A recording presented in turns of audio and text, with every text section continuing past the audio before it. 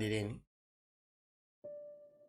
ku presentation yathu yoyamba yeniyeni imene tikuchita nawo phunziro la tatu omwe kufuna tikulandireni kuno ku streams of light. Tikufuna ndithu tiphunzitsane ndi kufunsa mafunso amene wakhuza umulungu kuti Bible kuti bwanji, koma kuzonse tigwisa ntchito Bible. Tione pamene pa Deuteronomy 29 verse yake ya 29 akuti bwanji.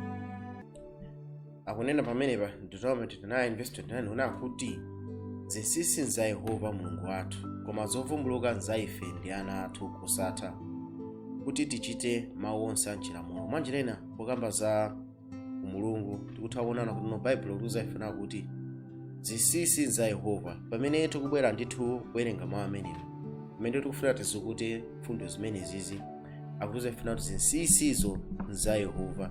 Mwanjirena pali zinthu zina zimene umuntu sungatofikirapo. Okay, so zimene zinsinsi mwasakuthera pompo ya anthu ambiri amathera kuti ichi ndi zinsinsi ndithera pompo. Mwana Bible kuti zovumbulukazo za inu ndi ndani? Ine ndi ana athu. Mwanjirena pali zinthu zina zimene Mulungu avumbulusa zimene ngati zili zovumbuluka sizinsinsizo ndikhulupirira tino chicho chikuveka bwino. So ife tikufuna tikukaone zokhazo zimene Mulungu atani wavumbulusa mmawu ake, zokhazo basi, zinazo ndi zinsinsi. So tikapitiriza ndi mfundo imeneyi tikupitiriranso pamenepa pa Exodus chapter 3 Mose anakomanapo ndi Mulungu ndipo akutifotokozera ife nati Exodus 3 verse 3 anati ndipo Mose anati tipatukire tikaone chioneka chachikulucho chitsamba sichinyeka bwanji. So Mose anataona ndithu kuwala kumene kumatuluka kuchoka mphiri. Ndi anayang'anisaona to chitsamba chimayaka koma sichimatani sichimanyeka. Ndi anazifunsa kuti zikukhala bwanji imene baba. Ndi anata patuke akaone chiyani chitsambacho. Verse 14 pamene Yehova anaona kuti adapatulika kukapenya Mulungu ali mkati mwa chitsamba, anamuyitana nati Mose, ndipo anati ndi pano. 5 ndipo iye anati usayandikire kuno, vula nsapato zako ku mapazi ako kuti pamalo pamene uponda iwe popatulika. Mwanjira ina Mose akutha kuzindikira nawo tino malo amene wafikapo ndi popatulika.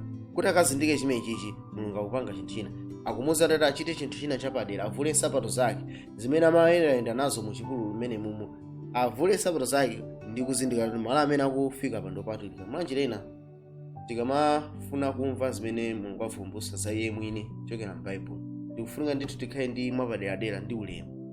Tizindikira tino topic imene ndi yopatulika kwambiri ndi imene tichifupifupi ndi mtima wa Mulungu. Mulungu ativumbulusa zinthu zimenezi. Tisangobwera mwachibwadabwana kuti pamene tifuna tinthu tigwade tipemphere tifunse Mulungu tino wavumbulusa chani za iye. Indi attitude kodi zikateni zimanguthera pompa, kodi kapena Mulungu amachita chani tikabwera kwa iye muzichepesa. Exodus 3 verse 6 ananena ine ndine Mulungu wa atate wako, Mulungu wa Abrahamu, Mulungu wa Isaki ndi Mulungu wa Yakobo.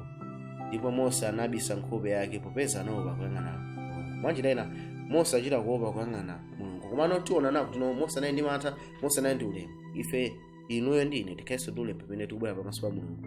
Chachikulu chimene tisangalasa mchenani Mulungu ndithu akuzivumbulusa yekha kuti ndi Mulungu wa makolo ake Abraham, Isaki ndi Yakobo. So ichi nchinhu chosangalasa imene chimatithandiza ife kuzindikira kuti Mulungu amazivumbulusa kwa yekha kwa iwo amene akutani akumusakasaka iye. Mulungu akhale nanu. Iyi inali introduction ku video imeneyi. Ndithu chitani subscribe ndipo anga like video iyi kuti anthu ena akusakasaka zinthu zofanana pa YouTube akazipeze mosavuta. Mulungu akudaliseni. Amen.